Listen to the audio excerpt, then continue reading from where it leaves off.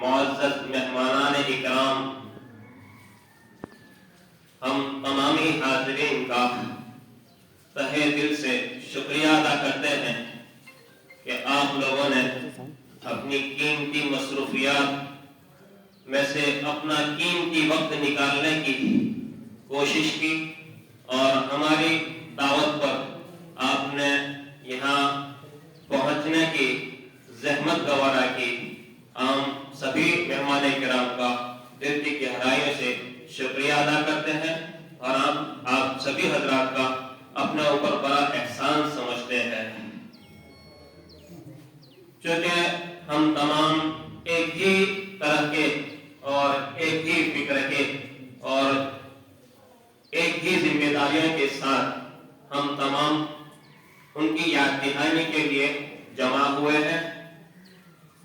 یاد دہانی ہونا ہم سب کے لیے بڑا مفید ثابت ہوتا ہے۔ بہت سے مستدلات، بہت سے دلائل جو ہمارے اس پہنچنے والے طبقے پر فٹ ہوتے ہیں، مستدل بنتے ہیں، وہ تمام اکثر مستدلات یا چند مستدلات میں نے آپ کے درمیان پیش کرنے کی کوشش کی ہے۔ ماشاءاللہ رسوخ فی العلم والا طبقہ ہے، علم کے اندر گہرائی رکھنے والا اور سمجھداروں کا طبقہ ہے، علماء کا طبقہ ہے۔ ان کے درمیان احادیث اور آیات قرآنیہ کا پڑھنا اور اس کا تذکرہ ہی ہونا بڑی نصیحت کی چیز ہے۔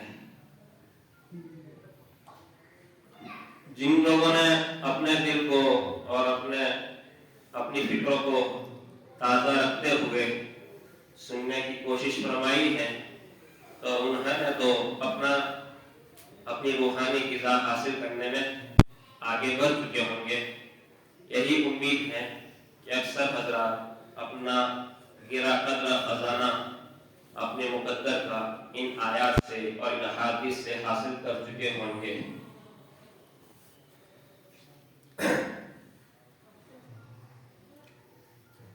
ہمارا یہاں پر جمع ہونا بڑے اہم مقاصد کے تحت ہے۔ ہماری یہاں پر حاضری یہ علمی، فکری، دینی ترقیات کے خاطر ہے، علمی، فکری اور روحانی ترقیات کے خاطر ہے۔ اس مجلس کے مہمانان خصوصی پہنچ چکے ہیں۔ کچھ دیر کے مشورے کے بعد آپ کے درمیان وہ اپنے ملفوظات سے اور اپنی گرا قدر آرا سے ہم تمام کو مستفید فرمائیں گے۔ ہمیں ان کی باتوں کو اپنے لیے راہ عمل بنانے کی نیت سے سننا ہے اور عمل کی نیت سے سننا ہے، اور ذمہ داریوں میں بڑھاوا ہو، ذمہ داریوں کو نبھانے کا حوصلہ بلند ہو، اس نیت سے سننا ہے۔ میں تو صرف تمہید کے طور پر مولانا کی حاضری تک کے لیے آپ کے درمیان حاضر ہوا ہوں، اور جو میں نے ضروری سمجھا وہ قرآنی آیات کی روشنی میں آپ کے سامنے پیش کرنے کی کوشش کی ہے۔ ہم میں سے اکثر علماء کرام ہیں، تو علماء کرام کے حوالے سے جو آیت کریمہ تلاوت کی گئی ہے اس میں ہم تمام کو اپنی ذمہ داریاں سمجھانے کی اللہ تعالیٰ نے کوشش فرمائی ہے۔ وَالرَّاسِخُونَ فِي الْعِلْمِ يَقُولُونَ آمَنَّا بِهِ كُلٌّ مِّنْ عِندِ رَبِّنَا وَمَا يَذَّكَّرُ إِلَّا أُولُو الْأَلْبَابِ۔ یہ بڑی مضبوط آیت ہے جو صحابہ کی صفت ہے، اور تمام علماء کرام جو پچھلے صدیوں میں اپنے اپنے جگہوں پر کامیاب ہو کر گئے ہیں اور ہدایت کے چراغ بن کر گئے ہیں، انہوں نے پہلے نمبر پر رسوخ فی العلم کی پوری کوششیں کی ہے۔ جہاں تک ہو سکا ہے انہوں نے اپنے لیے علمی بصیرت، دینی بصیرت مضبوط کرنے کی پوری کوششیں کی ہیں، تب جا کر وہ ہر طبقے کے لیے ہدایت کا چراغ بنے ہیں، ہدایت کے رہبر بنے ہیں، لوگوں کے ساتھ مل جل کر لوگوں کو لے کر چلنے میں کامیاب ہوئے ہیں۔ رسوخ فی العلم، بصیرت فی العلم، یہ ہم تمام کے لیے بڑی بنیادی چیز ہے، माशाल्लाह हम लोग पिछले सालों में अपने अपनी जगहों पर अपने अपने इदारों में बड़ी कुर्बानियों के साथ उलूम नबूवत को हासिल किए हैं और हासिल करने के बाद उसका हक अदा करने की कोशिश भी कर रहे हैं। हर एक अपने बस के एतबार से कोशिश कर रहा है, लेकिन उसी के साथ साथ कोशिश के साथ साथ जायजा भी लेते रहने की जरूरत है कि मैं एक साथ मैं वारिसे नबी हूँ, वारिसीन उलूम नबूवत में से मेरा शुमार है। तो मैं अपने तय कितनी जिम्मेदारियों को निभाने का हकदार हूँ और कितनी जिम्मेदारियां निभा रहा हूँ। अगर रोजाना हमारा हर अपनी बिरादरी का हर फर्द अगर ये जायजा ले तो उसके लिए हर आने वाला दिन रूहानी तरक्की का जरिया बन जाए, हर आने वाला दिन जन्नत के एतबार से करीब होने का जरिया बन जाए। जबकि पिछले दिनों की उसके पास जायजा हो और मुहासबा हो। तदरीसी खिदमत दे रहा है तो तदरीसी खिदमत में कितनी अमानतदारी के साथ वो वरासत अंबिया का कितनी जिम्मेदारी के साथ हक निभा रहा है, उसका जायजा हो। हमारे पास पहुंचने वाले तमाम बच्चे वो हमारे लिए अमानत होते हैं, तो उस अमानत को अदा करने में मैं कितना सही उतरता हूँ और किस दर्जे मेरी तरफ से कोताही हो रही है, उसका जायजा और मुहासबा लेते रहने में उस आदमी के लिए और उस जिम्मेदार के लिए आगे की राह है बड़ी तेजी के साथ खुलती रहती है। इसी तरह मैं मस्जिद का इमाम हूँ और मस्जिद के इमाम होने के नाते मेरे ऊपर कितनी जिम्मेदारियां हैं। मेरी मस्जिद में पहुंचने वाले मुक्तदी का मैं सिर्फ इतना ही हकदार हूँ कि उनको फर्ज नमाज पढ़ाकर उनके हाल पर छोड़ दूँ, या इसी के साथ साथ मेरे ऊपर कई जिम्मेदारियां आयद है।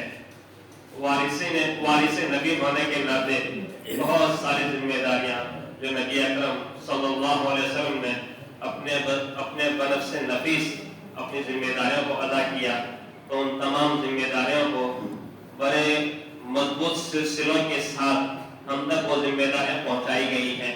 अगर हम उन तमाम जिम्मेदारियों को अदा करते हैं जो जिम्मेदारियां नबी अकरम सल्लल्लाहु अलैहि वसल्लम ने, जिनका दर्जा तमाम नबियों से बड़ा हुआ, जिनका दर्जा उम्मत के हर फर्द से बड़ा हुआ होने के बावजूद भी उन्होंने अपने आप को किस कदर मशगूल रखा और दीन का हक अदा करने की और उम्मत का हक अदा करने की और अपनी रियाया का हक अदा करने की किस कदर फिक्र फरमाई।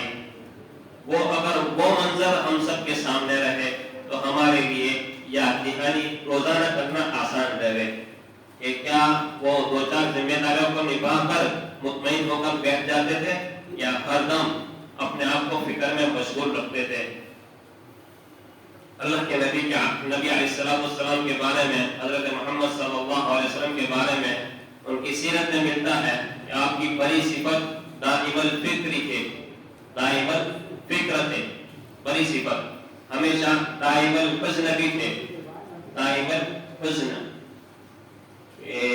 आप सुकून की सांस लेने में सुकून की सांसें तो उनको मिल ही रही थी, लेकिन दुनिया के लोगों के हालात के एतबार से फिक्री हमेशा रही, फिक्री हमेशा रही और हालात की कमजोरी, ईमान की कमजोरी, इस्लाम की कमजोरी की वजह से हमेशा गमगीन रहे कि मैं आया हूँ इन मकासद के लिए, तो मुझे जो कामयाबियां फौरन मिलनी चाहिए या जल्दी मिलनी चाहिए, उन कामयाबियों के इंतजार में दाइमल हुज़्न रहते थे, गम में रहते थे कि कब पूरी दुनिया का एक एक इंसान जहन्नम से बचकर जन्नत का रास्ता इख्तियार करने वाला कैसे बन जाए।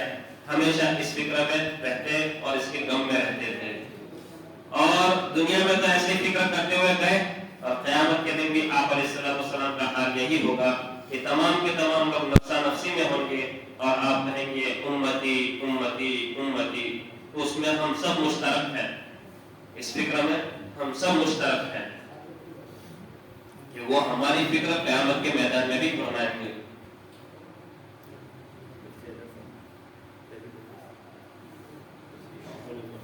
گزارشات کے ساتھ اجازت دوں گا میں آپ سے.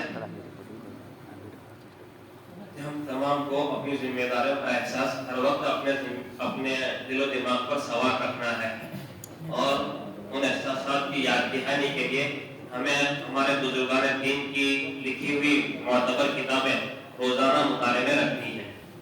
معتبر کتابیں روزانہ مطالعے میں رکھنی ہے جن کی پوری زندگیاں امت کی فکروں میں گزری ہیں, علم کے ساتھ گزری ہیں, فکروں کے ساتھ گزری ہیں.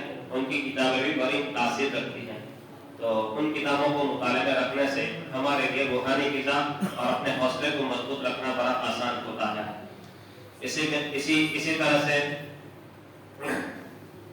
ہمارا شمار ہم خود اپنے مقام کو سمجھے, جیسا کہ اللہ تعالیٰ نے ہمیں سمجھانے کی کوشش کی ہے کہ قُلْ هَلْ يَسْتَوِي الَّذِينَ يَعْلَمُونَ وَالَّذِينَ لَا يَعْلَمُونَ, کہ کیا علم والے اور علم نہ رکھنے والے دونوں برابر ہو سکتے ہیں؟ ہرگز نہیں ہو سکتے, ہرگز نہیں ہو سکتے.